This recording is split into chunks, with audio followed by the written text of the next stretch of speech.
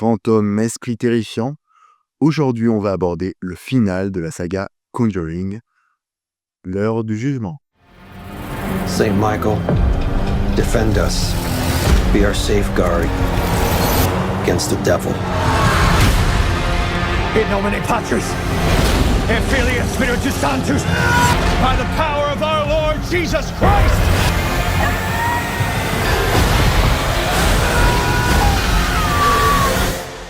I don't know how to protect you this time. Bonjour à tous et bienvenue. Aujourd'hui au programme, on va parler de Conjuring, l'heure du jugement, ou Conjuring Last Rites, qui est donc le, entre guillemets, final de la saga Conjuring et du multiverse, du Conjuringverse qui s'était établi avec les films Annabelle, La Nonne et La Via Llorona aussi qui étaient dedans. Et donc on arrive avec ce quatrième volet de la saga Conjuring qui se veut être un final, qui est un final par rapport à ce qu'on voit, hein, mais on en vend déjà des bruits sourds de HBO Max qui veut en faire une série. Donc à voir ce que ça va donner pour la suite. Donc ce Conjuring réalisé par Michael Chavez qui avait réalisé le troisième opus, qui était The Devil Made Me Do It, mais j'ai plus le titre en français, je sais plus si c'était littéralement ça ou un autre. Donc qui est en continuité avec le troisième et aussi avec le reste de la saga, vous le verrez. Toujours produit par James Wan. James Wan qui a réalisé le premier et le deuxième. Alors pour mettre un petit contexte, parce que j'en ai pas parlé, j'ai pas fait d'autres vidéos sur les autres Conjuring sur la chaîne. Pour vous dire, moi c'est une saga que je tiens, qui est vraiment dans mon cœur, c'est-à-dire que j'aime beaucoup le premier. J'ai une claque pour le deuxième qui est mon préféré, qui je trouve est vraiment dans le cinéma d'horreur une petite pépite en termes visuels, en termes de création artistique. Il y a des choses au niveau de domaine de la DA, il y a vraiment une inventivité, une créativité assez folle, et moi c'est ce que j'ai aimé chez James Wan. Il faut aussi parler de James Wan, c'est-à-dire que le premier et le deuxième, alors James Wan continue à produire le troisième et le quatrième, mais on voit un gars, c'est-à-dire que le troisième film, qui a souvent été dit par beaucoup, c'est vrai que c'est un film qui fait pas vraiment peur, c'est un film qui est assez particulier, le troisième, qui est pas un mauvais film, parce que le troisième, en fait, Michael Chavez, je pense qu'il a vraiment un biais beaucoup plus lié à la famille et non à l'aspect horrifique. C'est-à-dire que le troisième film est un film sur le couple, et le dernier film est un film sur la famille. Moi, je trouve que ces éléments, c'est quelque chose que j'aime beaucoup. Voilà, parler du couple et de la famille, et de l'importance de la famille. Le problème, c'est que Michael Chavez n'a pas, je trouve, la capacité de travailler l'horreur comme pouvait le faire James Wan.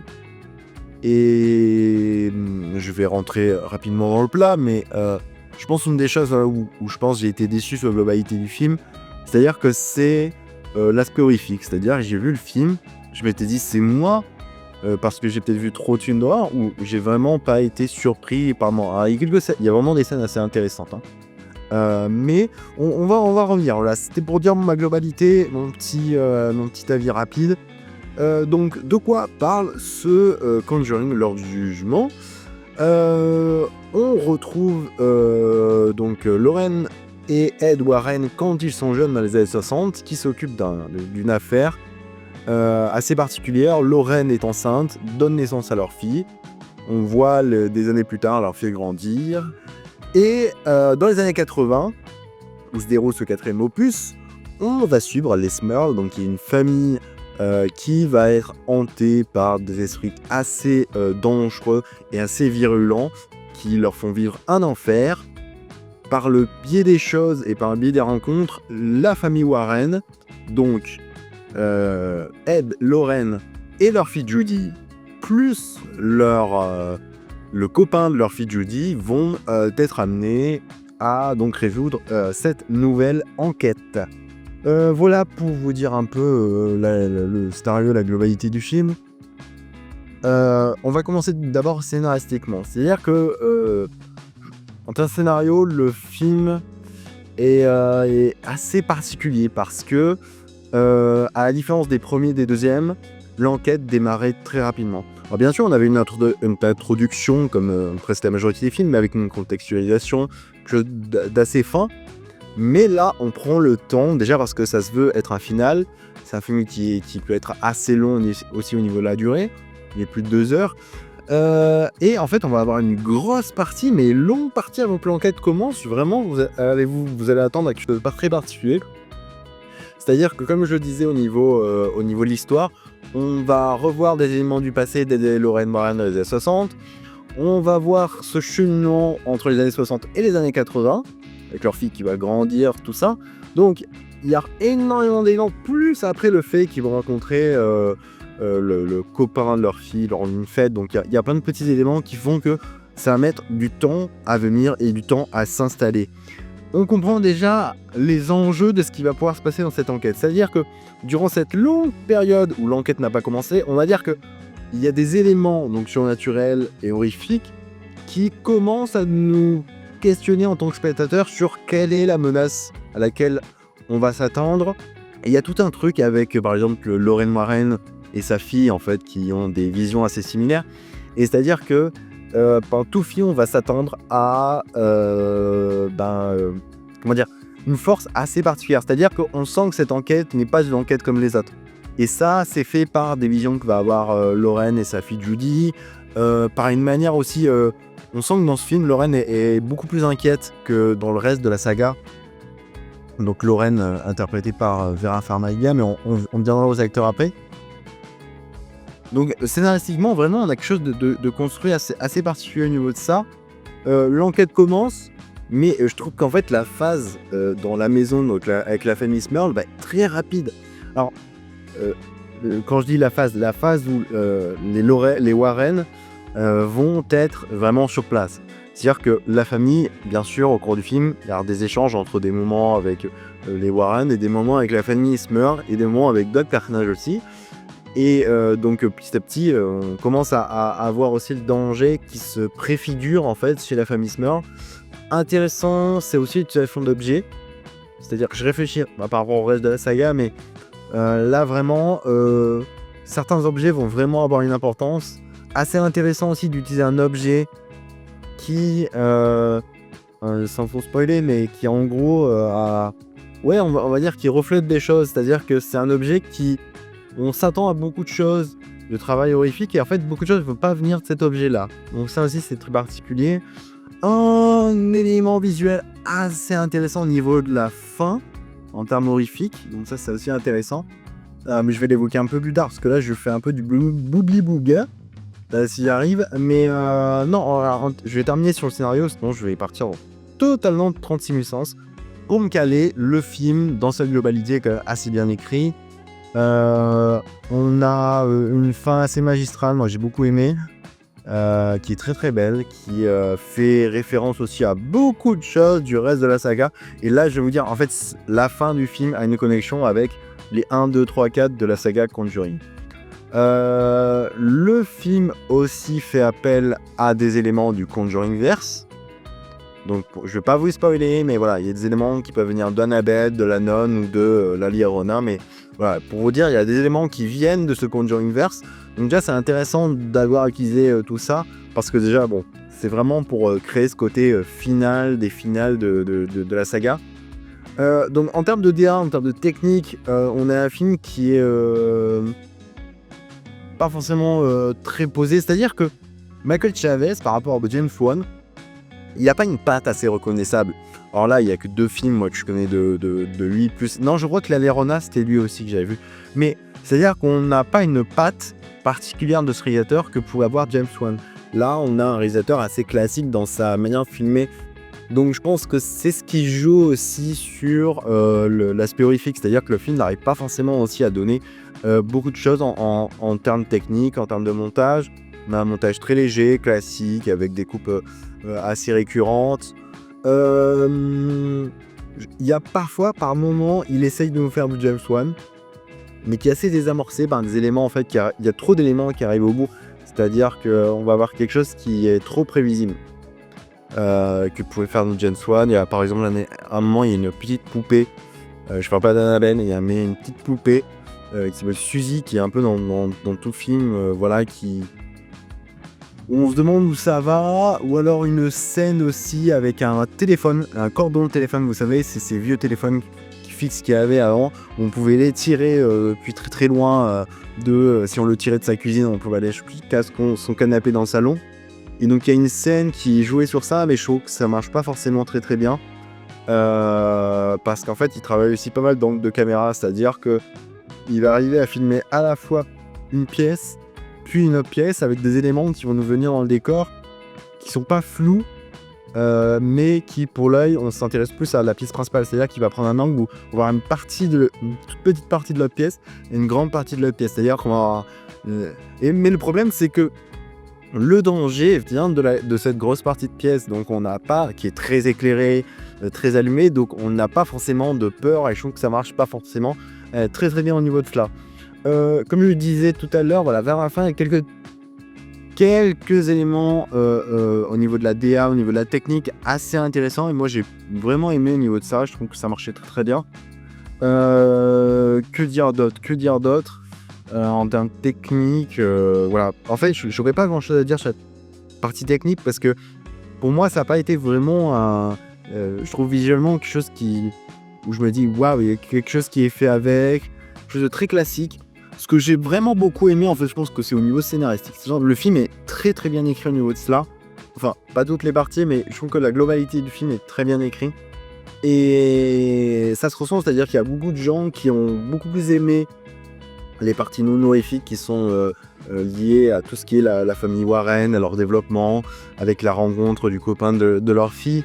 Voilà, quelque chose qui est très intéressant. C'est-à-dire que c'est une saga, et c'est pour ça que ça nous touche. Je pense que c'est une saga qui m'a beaucoup plu, parce que en fait, on s'attache à la famille Warren, on s'attache d'abord au couple Ed et Lorraine Warren, et on s'attache au... Le film parle beaucoup de la vie, de la famille, du passage du temps. Et je trouve que c'est quelque chose, je pense, qui nous a touché, marqué. Et la fin est assez mémorable. En termes d'acteurs, donc on retrouve Patrick Wilson, Vera Farmiga, Mia Tomlinson qui est excellente dans le rôle, jouée de Judy. Je trouve que c'est la révélation du film, celle qui donne vraiment tout. Et que moi j'ai vraiment apprécié au niveau de ça. Je trouve que vraiment c'est une actrice qui arrive à la fois à jouer qui en fait arrive à reprendre des codes de ce que pouvait avoir sa mère, pas sa mère, le personnage donc de Vera Farmiga, donc sa mère Lorraine Warren. Je trouve que Judy, c'est un personnage qui est assez intéressant, voilà, qui arrive vraiment à se développer aussi elle-même. C'est-à-dire qu'au tout début du film, on va lier une problématique sur elle, et en fait on va avoir un développement de personnage que n'auront pas dans les autres que par rapport aux autres films de la saga. Ed et Lorraine n'ont pas avoir le même développement, ou vont très peu avoir ce développement là. On va vraiment s'attacher à Judy et à ce passage en fait de fille à sans spoiler, à femme. Voilà, je vais pas spoiler, de fille à femme. Donc il y a vraiment tout un passage assez intéressant au niveau de cela, c'est-à-dire qu'en plus que la rencontre avec la famille des Smurl, il y a beaucoup de choses qui vont être faites entre la compréhension de Judy face à des filles. C'est la famille Smurl, donc il y a que des enfants qui sont que des filles, et donc il va y avoir un moment des jeux de regard qui vont être faits entre par exemple Judy et une des filles de la famille, et donc il y a une idée de compréhension voilà, de la jeunesse, et en plus on est des années 80 avec des personnages de Lorraine Warren dont on a beaucoup plus suivi leurs films dans les années 70, la globalité des trois films.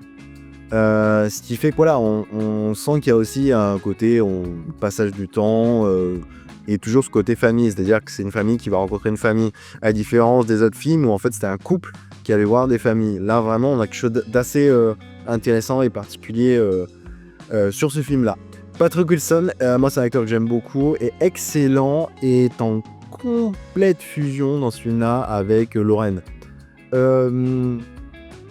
Là, c'est-à-dire qu'il va y avoir une scène qui va être assez intéressante où on va comprendre la peur de Patrick, donc de Patrick Wilson, de Ed pour sa femme Lorraine, mais majoritairement la peur que va avoir Lorraine et Ed vont se faire envers leur fille Judy, parce que c'est aussi le fait de se dire que c'est leur première enquête où ils ont leur fille sur le terrain avec eux.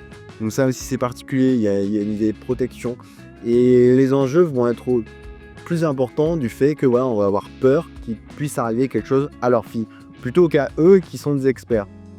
Surtout que, en parlant de Ed Warren, il va y avoir un élément qui revient aussi du 3e film. Pour ceux qui ont suivi, je pense qu'ils vont comprendre, qui revient dans ce film-là. Et donc, les enjeux sont 3 fois plus grands. Mais le problème, c'est que cet élément-là, il l'utilise à un moment du film. Je vais vraiment pas spoiler, mais il y a un élément là, il l'utilise à un moment du film où on se dit pourquoi. Je pense que ça aurait eu plus d'impact si ce qui lui arrive était encore plus important. Donc on se dit, en fait, ça n'a pas trop servi grand-chose, surtout qu'il le réinstalle dès le début dans le film là. Donc pour être réutilisé après, mais de manière, moi je trouve que là c'est bête, je trouve que ça aurait pu être utilisé de manière plus intelligente pour avoir un impact émotionnel plus important aussi sur le public. Donc concernant cela, c'est intéressant sur ce personnage là. Sur Vera Farmiga, on a aussi, donc je revois Ben Hardy qui joue le copain de Judy, qui je trouvais pas mal, mais qui est pas forcément un acteur qui saute aux yeux, c'est-à-dire que ça va vraiment être le copain un peu acteur de second plan dans le film là, qui est intéressant, mais qui là aussi est bête parce que je trouve qu'il y a très peu de choses qui lui arrivent et ça aurait pu être vraiment un élément déclencheur aussi de peur, c'est-à-dire que dans cette enquête, ils vont avoir leur fille à protéger, plus aussi le copain de leur fille. Et ça, je trouve qu'il y a très peu de choses qui sont amenées, qui font que...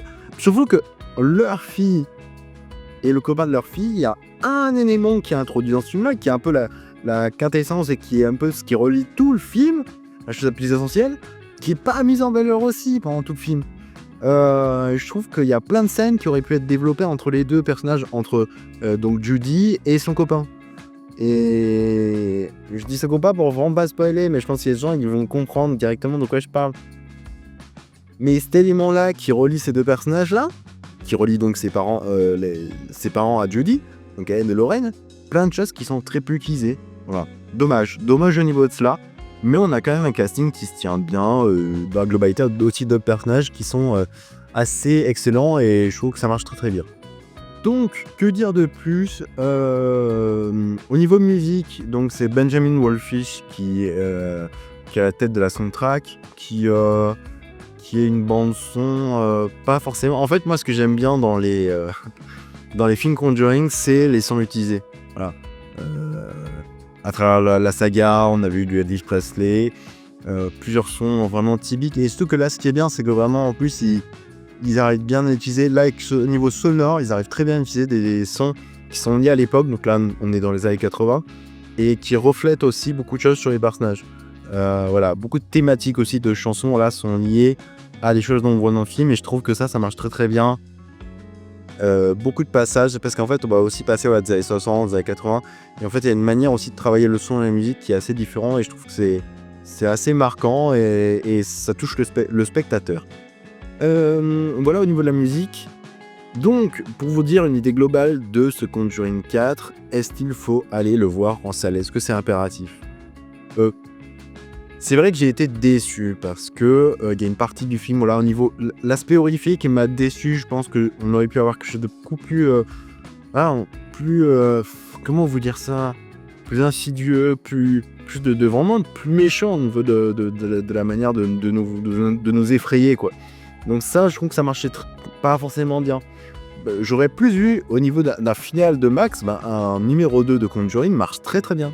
Donc là, c'est quelque chose de bête, parce qu'on aurait dû avoir quelque chose de vraiment plus fort au niveau de l'action, au niveau de beaucoup de scènes, au niveau de jouer sur vraiment nos peurs, sur des plans de caméra qui auraient pu être plus intéressants. Alors que on a on a des créatures, on a des make-up qui sont assez innovants. Il y a une des entités, un des démons qui est vraiment pertinent, moi je trouvais qui est super effrayant. En fait il y en a deux, il y en a deux. Il y en a un qui revient au film, il y a une scène qui se passe dans une cave, pour rien spoiler, avec Lorraine Warren, et le démon est excellent. Et il y a une scène avec plusieurs miroirs, pas spoiler, avec Judy qui est dedans. Et cette scène aussi, le démon est excellent. Et là, par contre, il y a une manière de filmer l'horreur qui est excellent. Je trouve que là, par contre, au niveau du décor, il y a quelque chose de vraiment génial en termes d'idées. Ça, j'ai trouvé ça excellent. Donc, je vous conseille quand même d'aller voir ce Conjuring 4.